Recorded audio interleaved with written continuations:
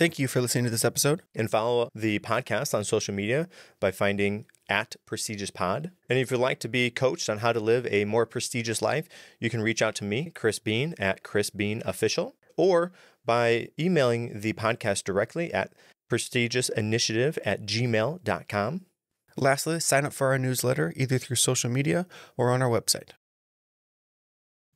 This is the Prestigious Initiative. Welcome. I'm Chris Bean. Today, I have an incredible guest joining me, Adam Vibe Gunton, the founder of Recovered on Purpose and author of From Chains to Saved. Adam, it's an honor to have you on the show. Thanks so much for having me. Excited to be here. Very good. Adam, can you tell us a little bit about you and kind of what brought you here with us today? Yeah, I just have a purpose of getting a message out that recovery is possible to people that are suffering. And, addiction is a huge thing that's plaguing our generation right now. I think it's a crisis that, sometimes is often overlooked, even though it's starting to get a lot of the attention in the media, things like that. But I don't think there's any real solutions that are happening right now. And I believe that there is one.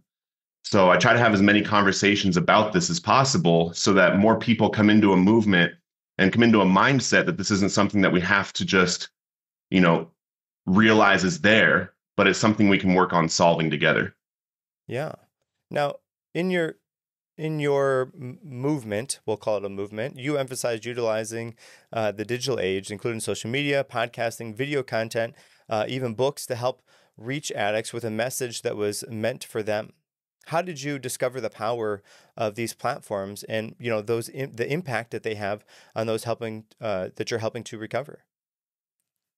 Yeah, I was out at a conference in Vacaville, California in September of 2019. I was coming up on 2 years sober myself.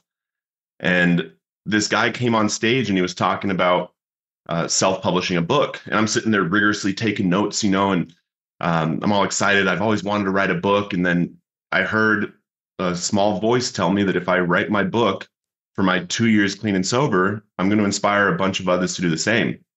Now I look up and I'm like, my 2 years, that's in 5 weeks. And I went home and, told the managers of my company and my partners that I needed some time time away and they needed to run the company. And I sat down, and in those 5 weeks, I wrote and published this book. And, I couldn't just sit down and write the book. I had to get on my whiteboards and write all the experiences I had through my life. And then I was mind mapping it and figuring out what I wanted the book to actually tell people. And, that's how I was actually able to write it that fast. And then it became a bestseller and it started going all over the place. And people started messaging me from different countries that were, finding recovery by reading my book. And people were giving their life to Jesus in jail because of my book. And I started recognizing how powerful somebody's story is, because my story isn't anything special, especially in comparison to a bunch of stories I've heard of people that have overcome addiction. And what I didn't realize at the time while I was writing that book was God was giving me a blueprint to teach anybody in recovery how to write and share their stories. So I started to coach and train other people that exact same blueprint that I used. And then I started watching their stories flourish and how many people, their stories were impacting. And my first student, Brittany Priestley, published her book, Mommy Drunkest. And the district attorney that prosecuted her 4 times in her addiction bought a big box of her books. He now gives out to women he's prosecuting that are in the same situation that she was in. And when these stories happen for every single person that writes their book or starts sharing their recovery story, they hit me up with a screenshot of the first person that wrote them and said, "Hey, I'm going to treatment tomorrow because I read your book," or "Hey, I saw that video you made and I'm going to treatment. Thank you for inspiring me." It happens every single time. So it started with, just having the willingness to share my story, and then a bunch of others having the willingness to share theirs. Now, as you're going through and doing that, I'm sure that feedback that you get from the people that are sharing their story with you, how you've helped them, that creates a community around what you guys are doing, right? And that connection, that community, then amplifies the information that you guys are talking about, because you have that connected, that community. It's not like they're going through whatever issues that they have by themselves, because they know that somebody else is out there that's going through that same thing again. And by having that opportunity for the readers or listeners or the viewers or whoever to reach out to say, hey, this impacted me by, whatever, then that community gets a little bit bigger. And each time the community gets a little bit bigger, the more impact you have as you continue. Yeah, absolutely. And that's what's so beautiful about it, because there's a bunch of things that I've been through in my life, but there's a bunch of things that I haven't been through. Like, for instance, Crystal, she published her book, Say You Love, and she went through some childhood sexual trauma. And now she's able to help women that have never shared about their trauma in childhood. They've hid it and not told anybody. And then when they hear her on a podcast sharing her story and how that actually is part of her message, that's part of her power now, she no longer lets that thing hold her back from the past. They're able to reach out to her because they're like, okay, I'm not alone. And that's through all of our stories. For instance, when I was 19, my best friend, Chuck, he called me after I'd been drinking all night. And long story short, I was a jerk on the phone. I was still pretty drunk, and I hung up on him, and he shot himself. And for nearly a decade after that, I was unable to share that with anyone. And now it's the opening of my TED Talk. It's the opening of a bunch of different speeches that I give. And it's become this superpower that this thing that I was most ashamed of is now my ticket to inspiring others and show them that we don't have to be ashamed anymore of our past. We don't have to hide our past.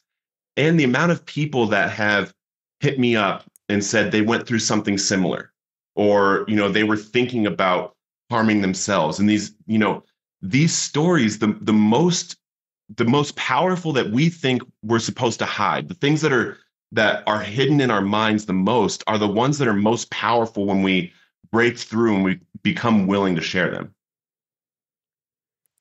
Now, so I had an opportunity. I just watched your TEDx talk just minutes ago. I finished it. That was moving. It really, really was. And I'm sure that going through that process, really having to bring forth all of those past experiences that you've went through was a challenge. And as you're going on, you talked about, you put the picture of the TEDx, the logo on your board, and then you told your dad. Share with us that moment, how that went. Yeah, since 2019, I've wanted to give a TEDx talk. I've wanted to give a talk, but I hadn't had the message or that idea put together right. Because you need to have something to share to get up there. And so I had this picture, because I have vision boards. I have one in my gym, my home gym. I have, picture of my body with my face superimposed on it, because I learned how to do that on Canva. And then in another room, I've got the amount of people I want to help, and the car and the house and that kind of stuff in another room. And in 2019, I put a picture of a TEDx stage on my vision board, and I would think about it every day. I would dream about it, and I would work towards it. But there's something to, imagining yourself where you want to be in the future, and not thinking I want that, but thinking I'm working towards that. I can feel myself there. I can feel myself working to achieve that. And, and then I had the opportunity in December of 2022. They emailed me and let me know that I had been selected. And then I was able to share that with my dad on his birthday, December 18th. And that ended up being the last time I spoke with my dad.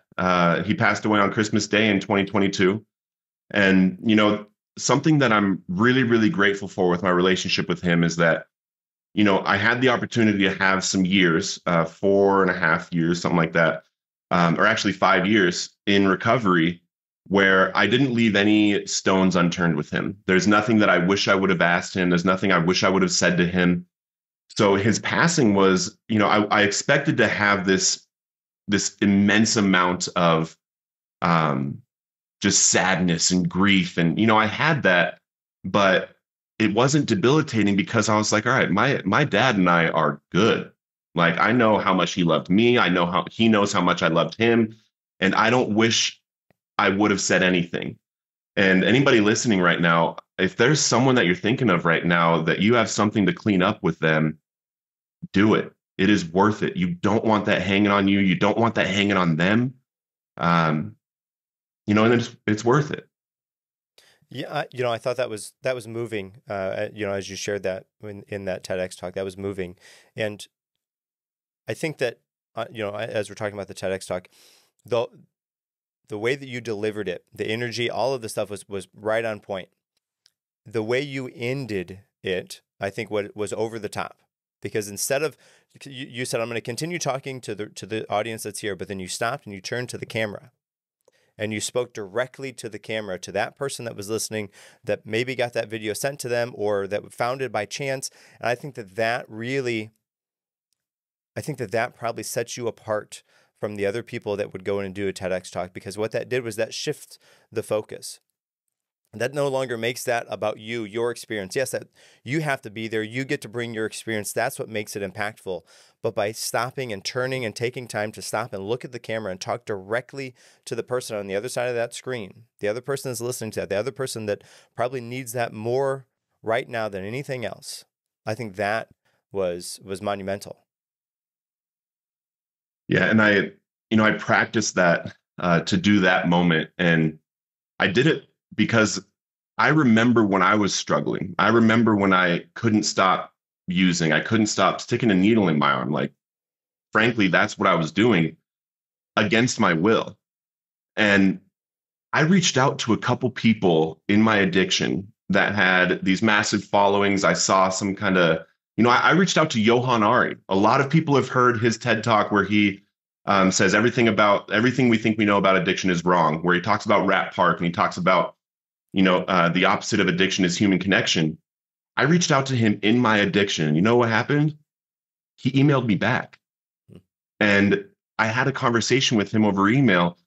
And the feeling that gave me, like I actually am worth something. I actually am, somebody, right?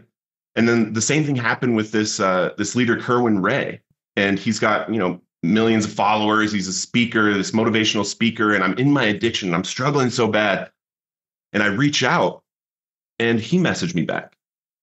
And I was in that place, wherever that person is watching that TEDx talk.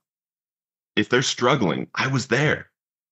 And I want them to know that there's somebody too. They have a future. They have somebody out there that is counting on their recovery, that is counting on their story being told.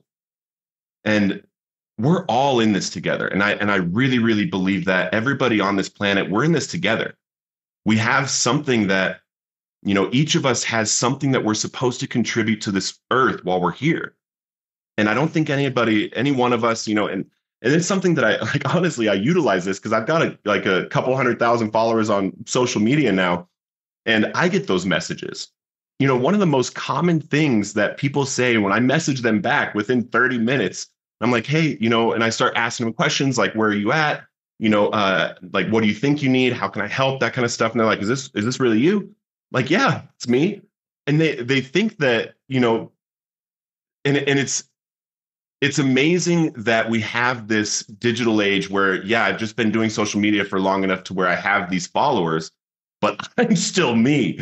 Like I'm just a garden junkie that got sober that can't wait to help another person find recovery. I'm that same person. And I utilize that because for some reason it helps them recover to think that, because I know that feeling when I reached out to Kerwin and he messaged back. And that's why every single person that messages me, I personally message them back because I know that feeling and I want them to get to experience that as well. Because in a few years, they're going to be in the same situation where someone reaches out to them for help. So the reason why I turn to the camera and I say that is to try to reach to that person and let them know that I see them how I was seen when I was hurting. Yeah. And as far as the social media thing, you don't want to offload that to somebody else on if you have a team on your team, because then that makes that not as impactful, makes it not meaningful. And then on the off chance that somebody, you know, if they say that they are you and it's, you know, that's a whole mess and you don't want that, right? And you want that connection because you know how impactful that connection is. So you do those things and that makes it more real for that other person, right? Right?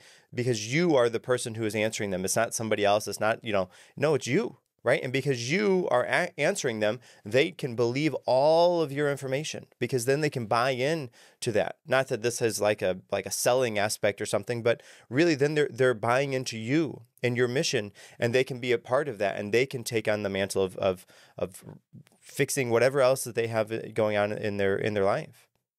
Yeah. And one, I do have a selfish reason for it too. Like my highest value, like I've had the opportunity to become a best-selling author, speak to thousands of people, do hundreds of podcasts, make a ton of money in my recovery. My absolute highest value is helping someone recover, helping someone find God.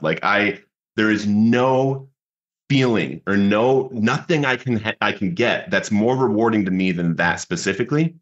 And, you know, selfishly, I love the entire process of somebody reaching out for help and then talking to them and helping them find the right meetings or the right treatment or whatever it is that they need.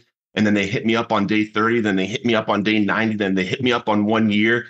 Like I'm getting chills right now because it's such an experience that you can't get anywhere else because there's no profit motive. There is no motive to helping someone except for watching their life change in front of you.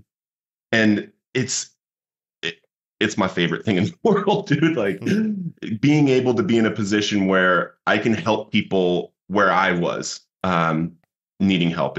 I'm just so grateful. So have you heard of Zig Ziglar?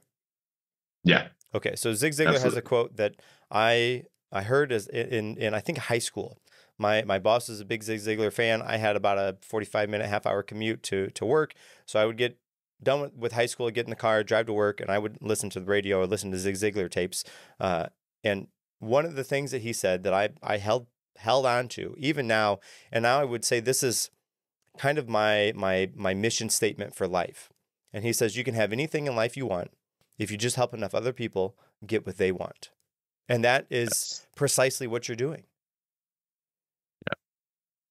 Yeah. I mean, that's what it is. You know, and the most beautiful thing is that when you break through and recognize that it's not about helping them to get what you want, because there's a lot of how do I say this? There's a lot of communication in the recovery world where like, yeah, you go help somebody because it helps you stay sober.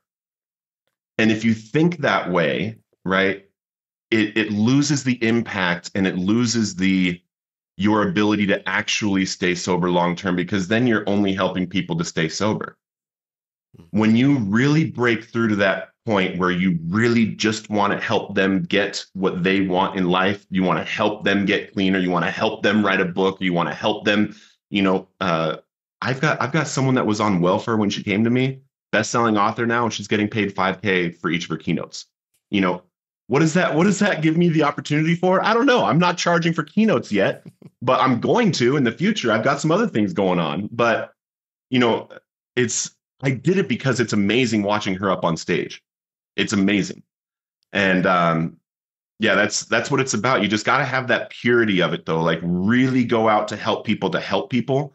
And you'll get more opportunities to help people when you think like that. And you'll get more opportunities, like God gives you more resources if you're using them correctly. Well, because then it isn't fake. You're not doing it to, you know, somehow have value for yourself. You're doing it to actually help that other person, right? Then it takes that fakeness out of it. And despite however good somebody is at selling you on whatever it is, they can see through when it's not genuine. Yeah, 100%. All right, 100%. now, and I can too. You know. Yes. I've watched your TED Talk. You have that video that's in there that the police are pulling you out of the car. Let's go through that just a little bit, and then I have some kind of follow-up questions from thereafter. Yeah, I had I had just left my then girlfriend's house, and it was in 2015. It was actually on November. Here's what's weird. November 6th, 2015, this happens. November 6th, 2017, I get sober. November 6th, 2019, I publish my book. Something with November 6th. But November 6th of 2015, I left my then girlfriend's house, and I went around the corner, and I was kind of hiding my addiction from her and other people. I had, and I went around the corner, and I went to shoot up some of the stuff that I found on the street from a guy, and I thought it was bunk. I didn't feel it. And I remember going to, I put it in drive, and I went to start driving. And then the next thing I knew, I was waking up on a pile of glass on the asphalt with blue and red lights all around me and the police around me. And what had happened was I overdosed. And the police found me slumped over the steering wheel, and they couldn't find breath or pulse. And I mean, this is before Narcan was a thing that everybody carried around. This is at the very beginning of the opioid, the fentanyl overdose spike, right at the beginning of it. So I'm super lucky that I survived that. And I'm really grateful that they found me. Now, you talked about, months later, you watched that video. I can only imagine. I watched the video, and it wasn't me, and I have all kinds of feelings that went through me. How was that for you? Yeah. Well, I got charged with some crimes from that because I had, and if you're just listening to this, you're not watching video, a very small amount of dope in the car. So I have to go through a whole court process and everything. And in April of 2016, I had my first kind of like arraignment type court appearance.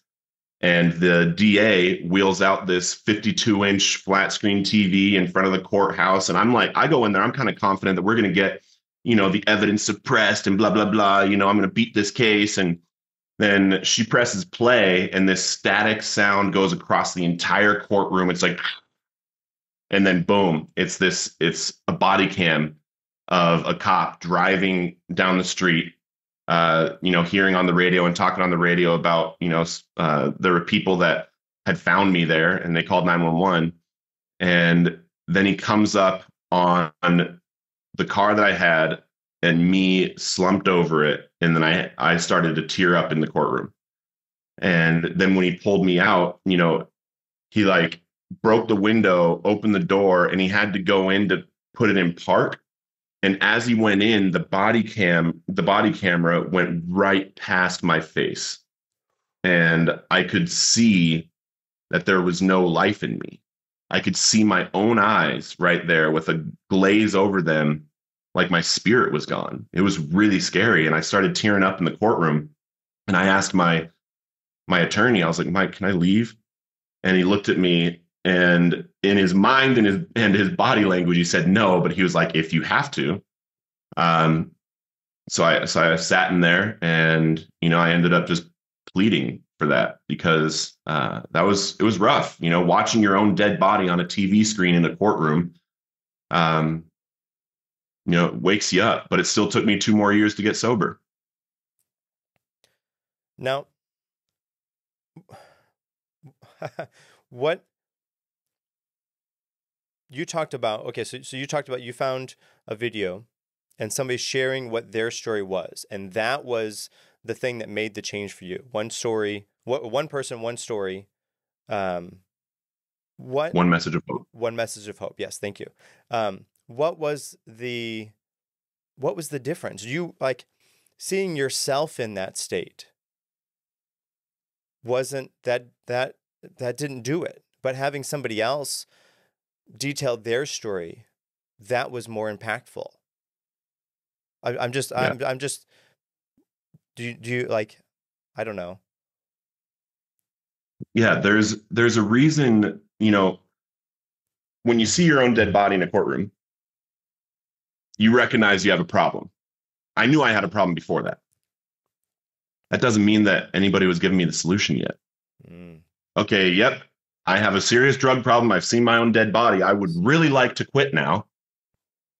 What do I do? And for the next 2 years, I'm trying to stop. I'm going to 12-step meetings and Bible studies and church and, all these different things. I'm being mentored by, some very, very powerful people, and can't get sober. And for some reason, I heard this man, Chris R. I heard his story, and it was a 12-step message. And it wasn't about any specific fellowship. It was about his story of being in and out of the rooms, being unable to find the solution for 7 years. And then, and the way that he felt, he talked about the way that he felt at that time, like being unable to stop himself and, not wanting to continue living, but you have to. You don't have an option. And then he talked about doing the work, but really doing the work, not just going to meetings, but doing the 12-step work. And then he talked about this thing called being recovered. I had never heard somebody talk about recovery as being recovered. So it gave me this inspiration like, oh, I can beat this thing and not fight this thing the rest of my life. Because I'm used to getting like 1, 2, 3 days and just fighting and fighting and fighting the urge to use and then giving in, making it 4 or 5 days and then giving in. And what he was talking about was being able to do work, get connected with God, start helping others, and being freed of that obsession, being freed of these cravings. And the way that he shared it, after sharing that he felt the exact same way I was feeling in that moment, it empowered me. And then I went up to the because I was listening to him in the sober living house. I had like 11 days sober, and I was like urging and craving and withdrawing, and and I was listening to him that night, and it was like almost midnight, and I went up to the kitchen table of this sober living house, and I started Googling him, and I found his home phone number, and it was like almost 1 a.m. where he was, and I called and left a voicemail, and he called me back the next day. And that's what's so cool about, what we do in this work that we do. He's one of the best known, circuit speakers on the planet. And he had time to call me back. Homeless, junkie, 11 days sober. And he was doing that for the same reason I was doing it, that I'm doing it now, because there's nothing more rewarding. My book is dedicated to him. Because I don't know if I'd be here without him. But the message has to have 3 parts. Has to have 3 parts. You have to be able to connect in a way where they feel like you understand how they feel. Then you have to let them know what life could be like on the other side of this thing. You have to give them that hope of a life on this other side, on the other side of this thing, that gives them the willingness to do the work. Then you have to teach them what the work is that they have to do in order to get there. If you don't have those 3 things within your message won't work. It has to have depth and weight to where they feel heard, they feel understood, and they know that you understand what they're going through.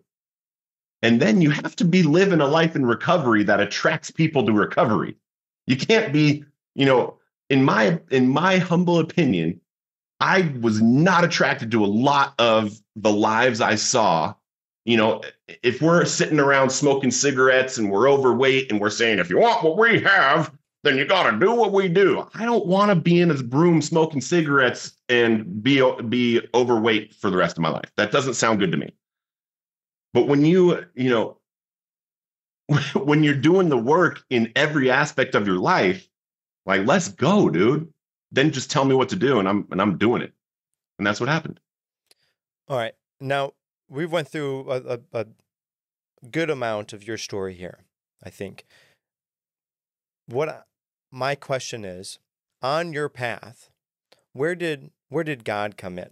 So you talked about you were going through the programs, you're going to church, but it seems like God has had a guiding hand through all of this for you. The quite literal saving grace for you, and then giving you the opportunity to connect and to tenfold the gifts that you have been given to you. Where did that happen for you? Where did that connection happen for you? Thanks for that question. I was 10 years old when I truly gave my life to God, when I truly knew that he existed. I had an experience with him in my basement. I was having a sleepover. I had been, and I went to Columbine High School. And at the time, when it happened, I was at Columbine Hills Elementary this year, when I was 10 years old.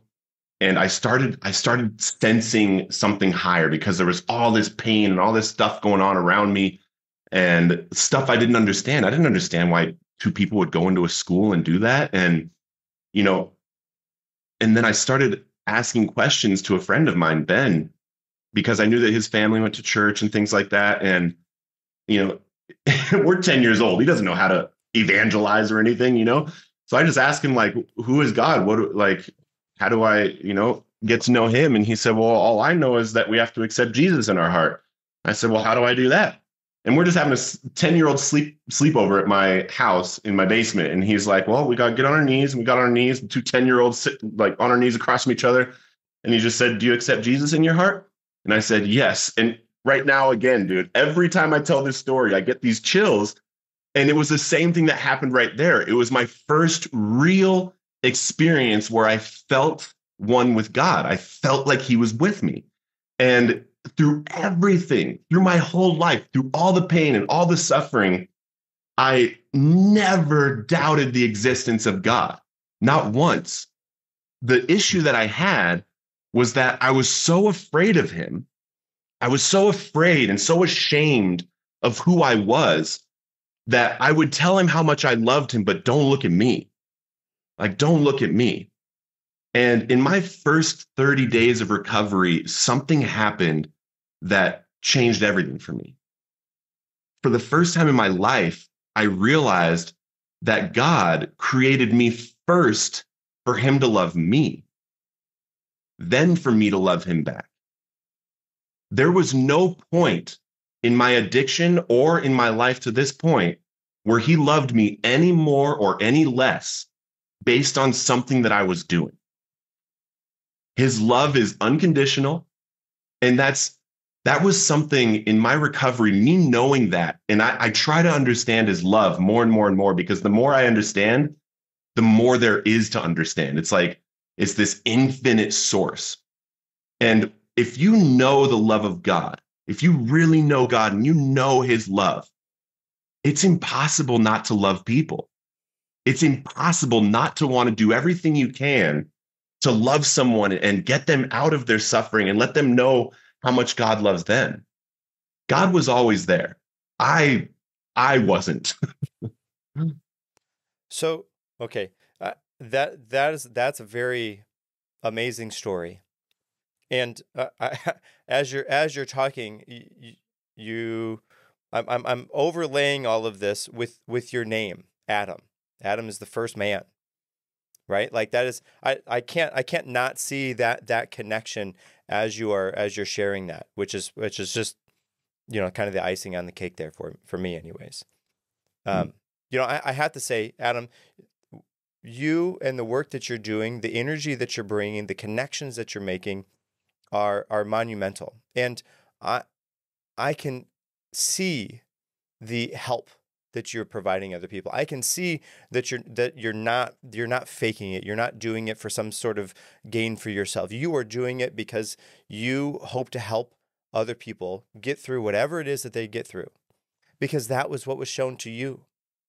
And so you get now an opportunity to pass that on, to carry the torch.